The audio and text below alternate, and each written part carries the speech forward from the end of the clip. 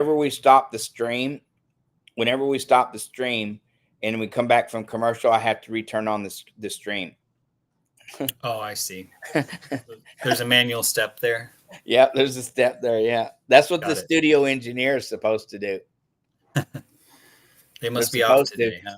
Yeah, you're gonna be on in just. I think you got one more commercial here. Yeah, that's pretty cool. If you can get an outline, the outline Mhm. works really well. If you can have graphics and if you can show them, your computer and what you're looking at, which is what I do all the time. Yeah. No, that was something I was going to ask you about at some point, and we can discuss later. But I mean, I do have some things I could pull up a screen for and show people, and just to kind of help make it tangible and authentic. We'll have to practice that a little bit, or I can send you a video. Sure. I haven't done it. I mean, I do it myself all the time, but I'm not sure how to do it on your end. Yeah, I mean, I see a little icon on my side that says share screen. You do? Mm-hmm. Click it. Okay. All right, you're back live, Adam. You're on. All right. So as I was saying before we went to break, a stack like this represents approximately $300,000 to $400,000 in purchasing power. So that's money I could think of. I can strategize. How do I deploy that into my business or investments to make more money and be able to pay the bill when the bill is due? So that's just to give an idea of how deep the rabbit hole goes with business credit. When I had finished my first phase of credit stacking, I'd accumulated about 400,000 available in credit card purchasing power, and then about another 600,000 available in business lines of credit, which are just revolving lines that I can borrow against or pay back at any time, and I can do it multiple times. So those two kinds of products together gave me over $1 million of available purchasing power to be used strategically however I wanted to deploy it. Can anybody get that, Adam? Well, I'm giving you my numbers just to say, like, that's one case study in what can be done, but I already had an established business and it had some age on it, which helped me out a lot. What I wouldn't want to set that expectation in the mind of somebody who's brand new or their business is under a year old or something. The numbers might be smaller, but what I would say is anybody can get something. Mm-hmm. It may not be $1 million right out of the gate. I mean, to be honest with you, that's a pretty big win. Mm-hmm. That I might have overachieved a little on that one. Well, that's a process, but tomorrow's going to go by anyway. Next week, next month, the year is going to go by. So it's just a matter of continuing to work at it. Is that right? It is. Yeah. You kind of keep building it up over time. Or some people just need a quick shot in the arm to get over initial business hurdle. And then they don't need to keep adding to their credit after that. And that's okay too. You don't have to. Nothing says you need to, but usually what happens is when somebody gets a taste of the growth of their business, once they have access to a spending line like this, they want more. It's a little bit of a drug, so, but you got to be sober-minded about that and be careful and not overdo it or dump all your money into something that isn't going to bring you the return that you need to eventually pay that bill. So that is the risk involved. But like I said earlier, take a calculated risk. Maybe a good practice, and I've tried to do this more recently myself, is when I get a kind of a crazy harebrained idea in my head about what I want to do in business, I try to commit it to paper, make a detailed business plan for whatever it is. And I make the business case for whatever my idea is. And then I put it in front of people whose judgment I respect. And I say, hey, I'm thinking about doing this thing. Here's my business case for it.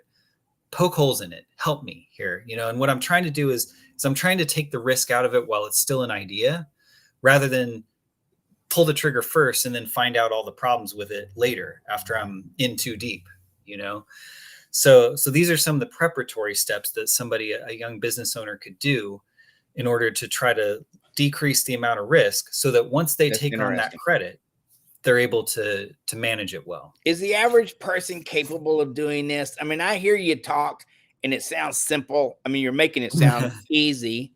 That's because I'm a ninja. You are the credit ninja. But what about for the average dummy? Because I'm going to tell you, I'm not trying to put myself down, But I I know. think it's okay to, make fun of yourself once in a while. But I Of think course. for somebody like me who goes, oh, no, I can't do this. Or I get into it and go, oh, I screwed it up again. Come on. Yeah. What do you say? Yeah. What do you say to people like me who may be a little bit challenged? Nothing wrong with being challenged, right? We all Nothing have our wrong with it. gifts, stuff like that. Yeah, if you're at all intimidated by it or unsure of your ability to handle it well, the good news is there's guides and mentors along the way, and that's kind of why I'm putting myself out here too. Is a lot of people are they're very focused on their business. Like let's go back to my example of a remodeling business. There might be a lot of people out there, maybe some who are even listening today, who they're remodelers too, or they're builders, or they're concrete guys, or plumbers, or there's a wide variety of people out there, but they're really good at their craft, and that's where they want to spend their time and their energy is actually doing their craft, doing the carpentry, doing the plumbing. And and I know from experience being out there doing it every day, like you come home tired, and the last thing you really want to do after a long day of work is sit down at the computer and try to fill out a credit card application. That doesn't sound like my idea of a good time, right? I don't think So it's not such a good time being in your hands in doo-doo all day either. I know a lot of plumbers. They're all great yeah. people too, by the way. Oh yeah, You know, some of my favorites. I think contractors in general are like the salt of the earth, just really Totally. good people, But you're right. At the end of the day, like, who wants to do all this? What would you Yeah, suggest? Maybe get an assistant, or how do they pull maybe. themselves out of that? Like once they start getting all that credit, and Yeah, if they just keep working, what yeah. benefit is that? Well, that's a great question. And I'm not trying to toot my own horn here too much, but to be honest with you, that's why I'm here. Is I was that guy who was out meeting with clients and selling the jobs and ordering the product and hammering the nails and all that, and then still trying to build credit for my business, and that was exhausting. And it wasn't until I could try to move away from one and more into the other that I got enough focus to actually do this well.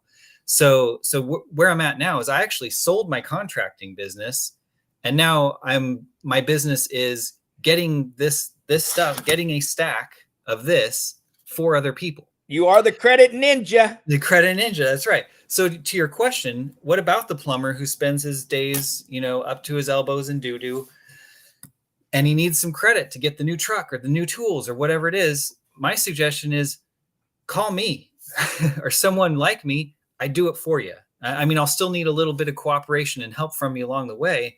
But as the ninja, I've got all the tricks of the trade. I know who to call at the bank, and I know how to, get all the profiles optimized and fill out the applications in just the right way.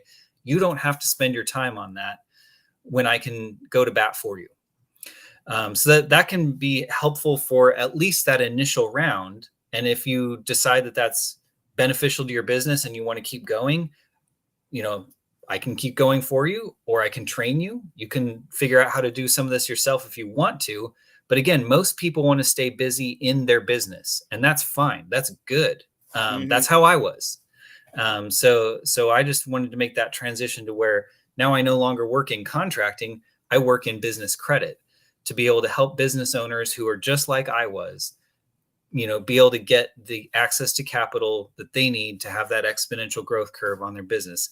I want to help people succeed. And this is one tool in my tool belt to be able to do that. And it seems like it's a pretty easy thing for almost anybody to get, right? Easy is a relative term. We're going to go to commercial break any second here. All right. We'll tackle that question after the commercial then. Yes, sir. Here we go. Good job on that one, Adam. Thank you. We forgot to turn back on the streaming. Whenever